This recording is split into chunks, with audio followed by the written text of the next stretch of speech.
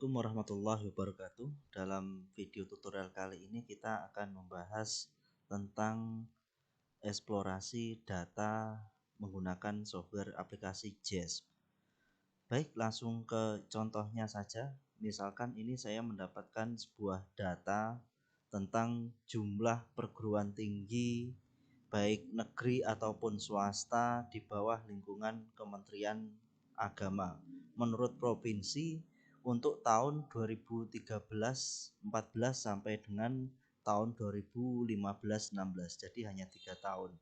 Data ini data real saya dapatkan dari BPS, Badan Pusat Statistik.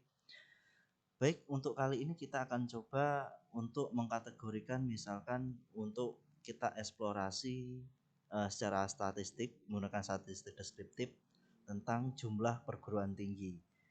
Kita bisa select dulu di jumlah perguruan tingginya, mulai dari provinsi Aceh sampai dengan Papua. Kita kopikan.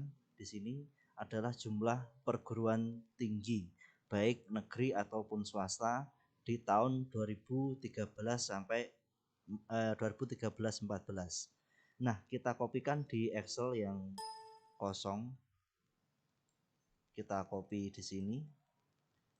Kita paste spesial karena kita hanya menginginkan nilainya saja. Ya, nilai jumlahnya. Ini di sini misalkan kita kasih nama jumlah PT perguruan tinggi untuk yang negeri.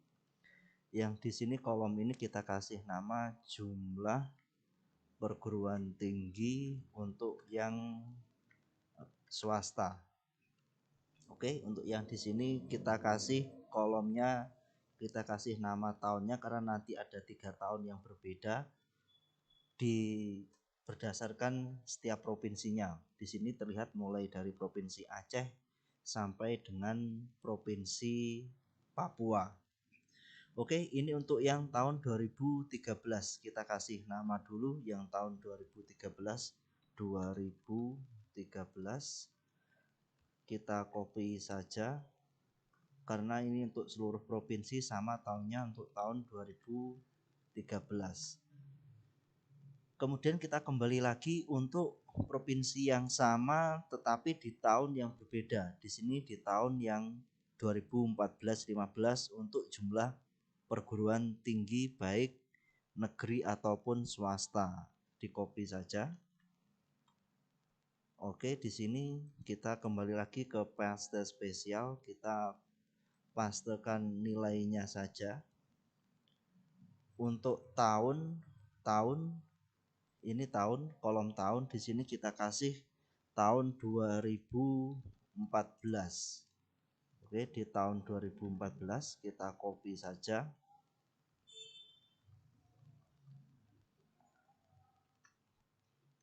Kita copy. Nah, kita sudah mendapatkan data 2 tahun berturut-turut, yaitu tahun 2013 dan tahun 2014 untuk jumlah perguruan tinggi negeri dan swasta.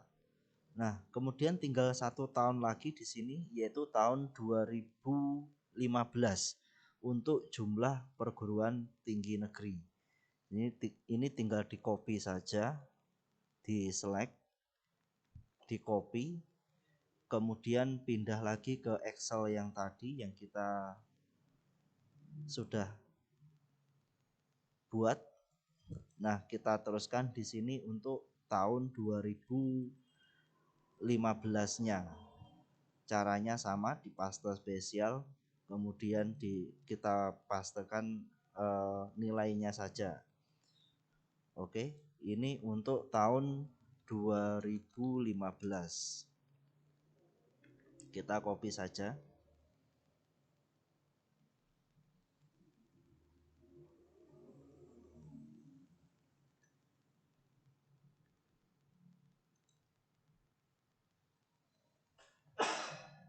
Nah, ini kita sudah mendapatkan 3 tahun berturut-turut, mulai tahun 2013, tahun 2014 dan juga tahun 2015 untuk jumlah perguruan tinggi baik yang negeri ataupun swasta.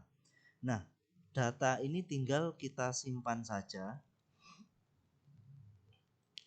Kita simpan saja di salah satu folder.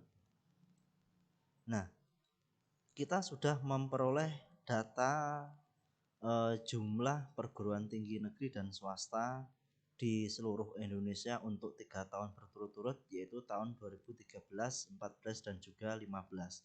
Nah, dari sini kita bisa menganalisa karakteristik datanya, penyebaran datanya nanti seperti apa dengan menggunakan software JASP. Nah, software JASP bisa membaca data dalam format CSV, maka ini kita simpan dulu dengan format CSV di Save As. Di sini bisa Anda pilih yang format CSV yang comma delimited nih.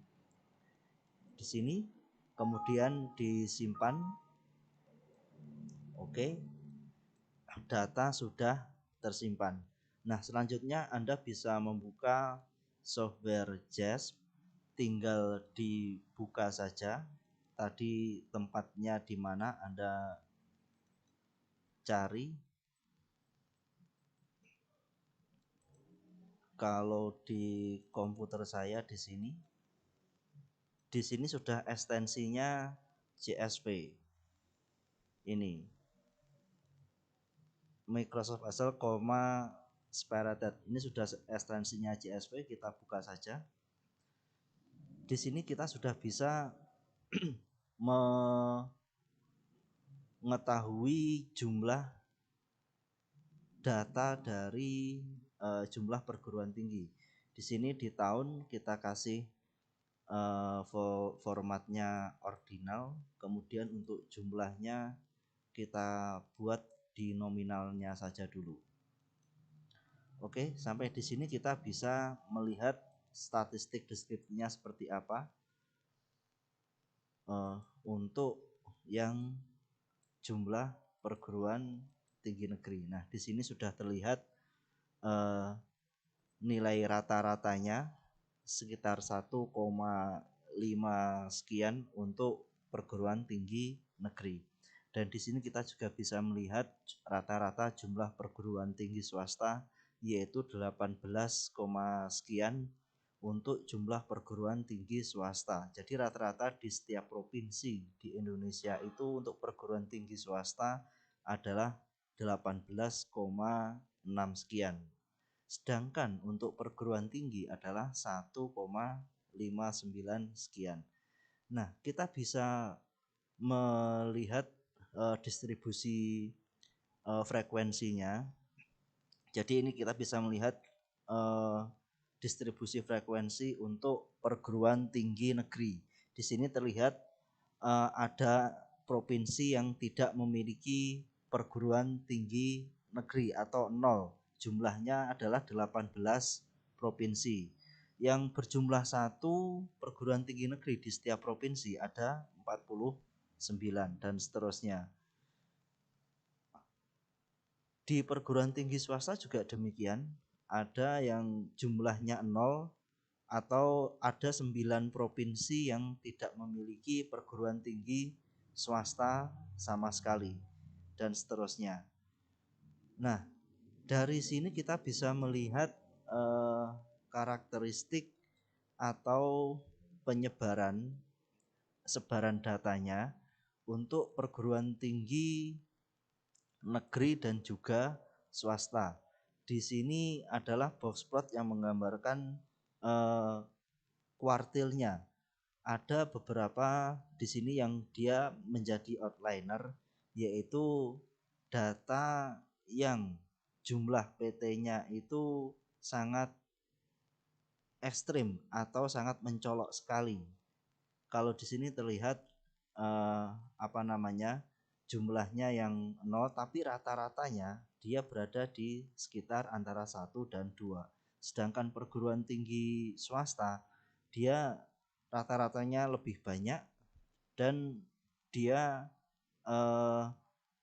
terfokus pada garis yang di bagian bawah ini. Yang di sini ada outliner ada jumlah outliner yang sampai 120 atau lebih untuk jumlah perguruan tinggi swastanya, sedangkan di negeri hanya maksimal ada 7, kira-kira 7 perguruan tinggi di salah satu provinsi yang ada di Indonesia. Itu kalau secara statistik kita juga bisa melihat nilai median modusnya, atau boleh juga kita melihat nilai skewness dan kurtosis. Nilai skewness dan kurtosis itu nanti menentukan kemencengan grafiknya dari kurva distribusi normal. Kita lihat nilai skewness-nya adalah positif, berarti grafiknya secara distribusinya agak menceng ke arah sebelah kiri. Sedangkan nilai kurtosisnya positif semua. Bahkan untuk yang swasta ini nilai kurtosisnya cukup besar, sehingga bentuk kurva distribusinya meruncing. Kita bisa lihat, kita ubah dulu skala datanya dalam skala supaya kita bisa melihat distribusi dari datanya ini. Kita klik bagian distribusi plot, kemudian display density-nya termasuk QQ plotnya. Kita lihat nanti apakah di QQ plotnya ini nanti distribusinya mengikuti garis lurus. Kalau nanti mengikuti garis lurus, berarti distribusinya bisa dikatakan mendekati distribusi normal. Kita lihat di sini density plotnya, grafiknya sangat runcing dan semua condong miring ke arah sebelah kiri. Artinya data lebih berat di sebelah kiri garis. Artinya di jumlah yang sangat jumlah yang sedikit, baik negeri ataupun swasta, dibandingkan jumlah yang banyak. Rata-rata di sini terlihat jumlahnya di kisaran 20 sampai 40 yang terbanyak. Sedangkan di perguruan tinggi negeri di sini terlihat hanya 1 atau 2 buah perguruan tinggi dalam setiap provinsi. Di sini distribusi maksud saya QQ plotnya ternyata menyimpang dari garis lurus, artinya distribusinya tidak merata atau tidak sesuai dengan distribusi normal. Begitu juga untuk yang perguruan tinggi swasta ini. Nah, dari sini kita bisa mengambil informasi banyak sekali, artinya penyebaran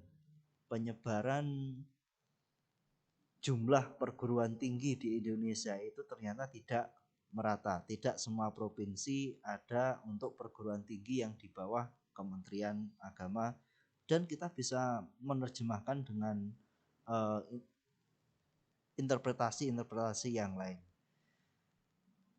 Untuk statistik deskriptif kita sampai di sini. Untuk statistik yang selanjutnya bisa Anda saksikan di upload video berikutnya. Terima kasih. Assalamualaikum warahmatullahi wabarakatuh.